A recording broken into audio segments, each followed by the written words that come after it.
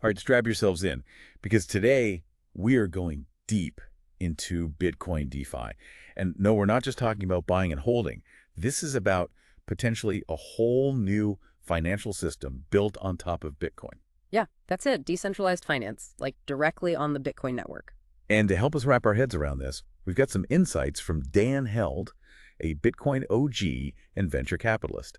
He was on the Epicenter Podcast recently, and he gives a gold mine of knowledge here. Now, you might be thinking, hold on, Bitcoin DeFi. Isn't DeFi an Ethereum thing? And that's what makes this so interesting. Exactly. A lot of what we think of as DeFi actually started on Bitcoin. Things like the very first NFTs, but they moved to platforms like Ethereum because they could handle way more activity. But now things are circling back to Bitcoin with new technologies and with a Bitcoin twist, of course. So it's kind of like a homecoming. But Bitcoin's been hid in the gym. Haha, yeah, precisely. And a lot of that has to do with what's called layer 2 solutions. Think of it like this. You've got the main Bitcoin network that's like layer 1, right? Super secure, but it can be slow and expensive if there are a ton of transactions. So layer 2s are built on top. They allow for faster and cheaper transactions, kind of like express lanes on a highway. Okay, starting to get the picture here. Yeah. So this Dan Held guy, he's been around since the early days, right? Seems like he's got a knack for spotting trends. Oh, yeah, for sure. Back in 2013, he made this Bitcoin price checking app called Zero Block. This was even before most people had easy-to-use wallets, He was a real pioneer. Yeah. And a really smart marketer, too. Savvy how? Well, he figured out how to get his app to the top of the App Store by, really understanding their algorithm. He even had this rule about posting every single day to be more visible. That kind of marketing is super important for these DeFi projects to gain traction. So he's not just a tech guy. He knows how to get people excited about new ideas, which is huge in the crypto world. For sure. And all that experience gives him a unique perspective on this whole Bitcoin DeFi thing. Now, why should you even care about this? Because if DeFi takes off on Bitcoin, the impact could be massive. Imagine being able to lend, borrow, trade, create new financial tools, all on the most secure blockchain out there. Whoa, that's a big deal. So it's not just about the tech then. It's about how this tech can change, the whole financial landscape. Exactly. We could be talking about disrupting the old way of doing things. And remember, Bitcoin is the biggest cryptocurrency by market cap. So even if a tiny percentage of that value flows into DeFi, it could be way bigger than anything we've seen on other blockchains. Yeah, okay, I'm seeing the potential here. Yeah. But how does Bitcoin DeFi even work? I mean, Bitcoin is supposed to be simple and secure, right? Yeah. But isn't DeFi all about complicated smart contracts and things like that? That's where those layer 2s come in. They allow for more complex stuff to be built on top of Bitcoin without messing with the security of the main network. Think of it like building a huge skyscraper, but on a really, really solid foundation. And Bitcoin layer 2s aren't just faster and cheaper, they're also what's called more expressive, meaning they allow for even more new DeFi applications, things we haven't even thought of yet. More expressive? What does that even mean? Okay, so picture this. Ethereum layer 2s are mostly focused on just being fast and cheap. Bitcoin layer 2s can do that, but they can also enable totally new types of DeFi. It's like unlocking a whole new level. Okay, I'm definitely intrigued, Right. but I'm also kind of overwhelmed. Is there anything specific driving this whole Bitcoin DeFi thing? Some kind of catalyst? There is. It's called OpCat. OpCat. Sounds like a cute internet meme, not a technological breakthrough. Haha, I know, right? But don't let the name fool you. It's this small but potentially massive upgrade to the Bitcoin code. People are really buzzing about it. It allows for things like trustless bridges between Bitcoin and its layer 2s. Whoa, hold on. Break that down for me. Trustless bridges, what are those? And why are they so important for DeFi? Okay, so imagine you want to move your Bitcoin from the main network to a layer 2. So you can play around with DeFi. Right now, that can be a little risky. You often have to trust a third party to hold your Bitcoin while it's being moved. Trustless bridges get rid of that third party. So it's all about making it safer and easier to move your Bitcoin around. Exactly. And even though it's really hard to upgrade Bitcoin, OpCat has a lot of momentum. It could be put in place in the next year or two.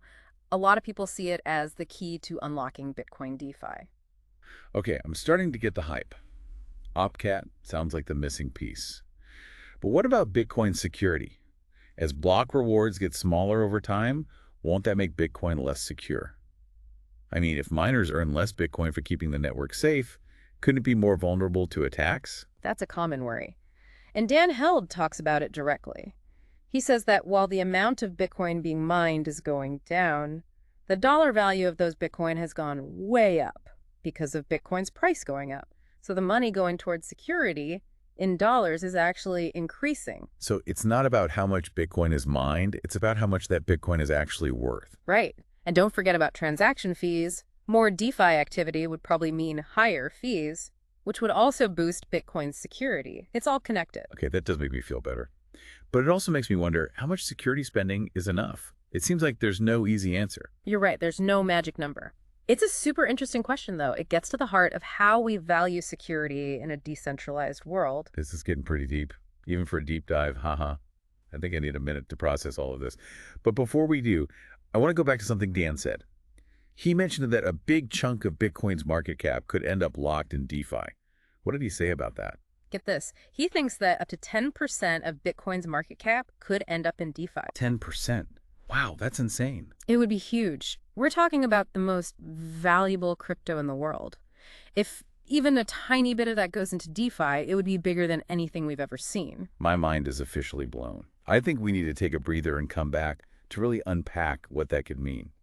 Because if 10% of Bitcoin's market cap ends up in DeFi, that's going to ripple through the whole crypto world and maybe even beyond. You're absolutely right. It could change how we understand finance. Let's take a moment to digest all of this, and we'll be right back to explore what that future might look like. Okay, we're back. And yeah, my head is still spinning from that last bit. 10% of Bitcoin's market cap in DeFi. That's crazy. It's a bold prediction for sure. Let's try and break down what that could actually look like. All right, so more Bitcoin locked in DeFi. That would probably mean a surge in demand, right? Maybe even push the price up even higher. Yeah, that's one possible outcome. And with more Bitcoin locked into these protocols, it could also increase security on the network, like a positive feedback loop. But wouldn't that also mean Bitcoin would be less liquid? If it's all tied up in smart contracts, wouldn't that mean there are fewer Bitcoins for just, regular transactions? That's a good point, but keep in mind this would happen gradually. It's not like 10% just disappears overnight.